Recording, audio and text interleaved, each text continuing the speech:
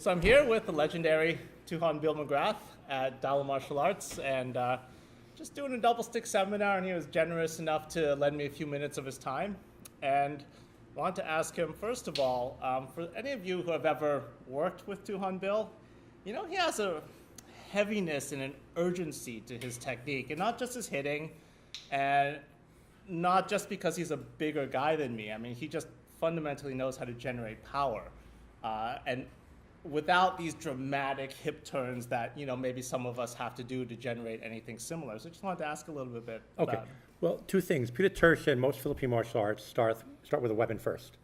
And when you're taking a longer weapon and swinging this, it functions very much like a kettlebell or Indian clubs. You're taking the leverage of your arm has over your core muscles and lengthen it by the length of the weapon. So if you're doing, say, a horizontal strike that's moving perpendicular to your spine, think of it very much like a baseball player swinging that baseball bat. You got to get your hips into it first, get power. And you learn how to do that very early on when you're working with weapons. So even though the stick is a very light tool, because it's out on the end of that lever, it's lengthened the lever of your arm, you have more leverage over your core. So when you're swinging that, especially as you're starting to swing it faster, or you're hitting tires, a heavy bag, the harder you hit, you need to get more velocity into it.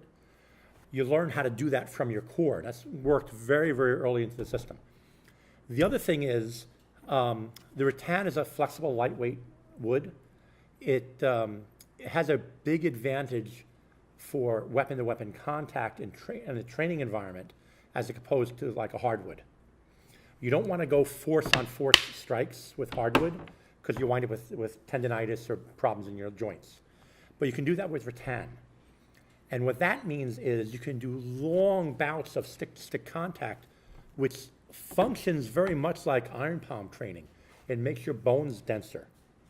And all athletes who have some kind of stress on the bone, I remember a study they did a while back on doing x-rays on baseball pitchers, on tennis players, on different athletes who use one arm predominantly, and they'll actually find the bones in a dominant arm are thicker and denser than the bones in a non-dominant side. So that's what the training is doing to you when you're doing that stick work. The vibration, the shock goes into the bones, and it's not so much shock that it's going to damage the bones, but it's enough shock to draw calcium into the bone and make the bones denser. So you'll hear this with martial arts all over the world. The older people doing it a very long time have heavier hands. And it's literally true because the bones have gotten denser and they're heavier. So stick-to-stick contact in Peter Tertia and all Philippine martial arts is essentially our version of iron palm training. The skin on the hand gets thicker with callus. The meat inside seems to get denser and stronger too, and your bones are literally getting heavier. So the way we develop power in our hits is twofold. One is working that core on rotational forces with that long lever of a long weapon. And the other thing is our bones are getting heavier and denser from the stick-to-stick contact by using rattan. Remember, this is predominantly in the Philippines a training wood. They're really beating each other to death with these things. And when I say beat to death, you know, you're really hitting a lot. We used to do drills for the first 20 minutes of class, a warm-up, just stick-to-stick contact, at a point where we could not open up the hand anymore because of lactic acid buildup. We had to pull the stick out of the hand and peel the fingers open. There was so much lactic acid built up, we could not open up our hands.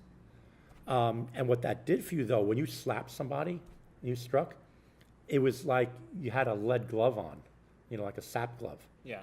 So you have the rotational forces of internalizing the motion, almost like using kettlebells, but instead of lifting, swinging, or like Indian clubs or things like that. And the other thing is your hands are getting denser and stronger. So those are the two avenues we use to have more powerful hits. Both swinging the weapon in space, hitting the targets, and working with your partner. Yes, yes.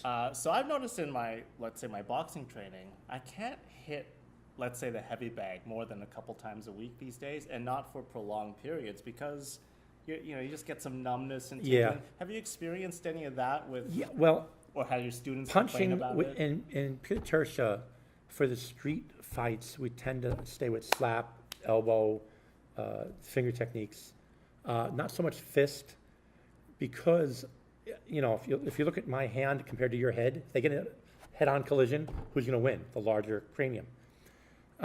Boxers, when they went from bare knuckle fighting, which were like 30, 40, 50 rounds, to prize fights where you're professional running and management, they started putting gloves on.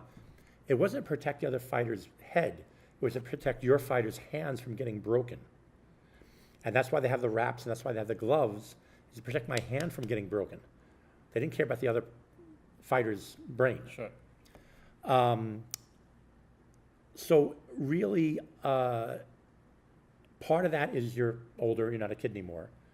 Part of it is you're really having a heavy bag, you need the full wraps, you need bag gloves. Sure. Also bone structure. Like I have a fairly wide hand, but if you look at my wrist, it's fairly thin compared to my fist. There's a lot of leverage to go wrong if I don't hit exactly perfect. I don't have a good bone structure for punching.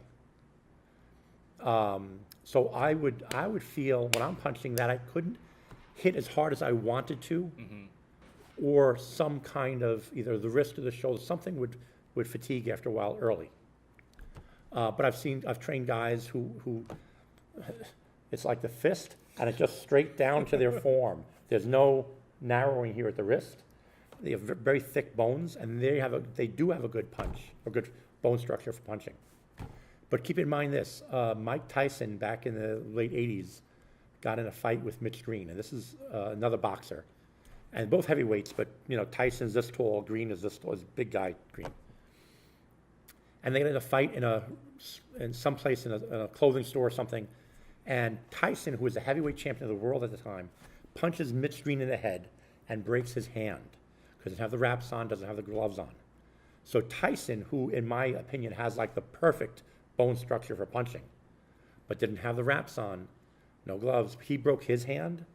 What right do us normal human beings have to using punching in the street? Yeah. You'll hear, you know, the fracture of the pinky metacarpal here talked about as being a boxer's break for that reason. You punch somebody without the proper protection for your hand, and this is the first joint to go. You'll break that pinky metacarpal. And so you're finding impact with the stick doesn't have that same kind of stress on your wrist, Yes, you're saying? yeah. Okay. Yeah.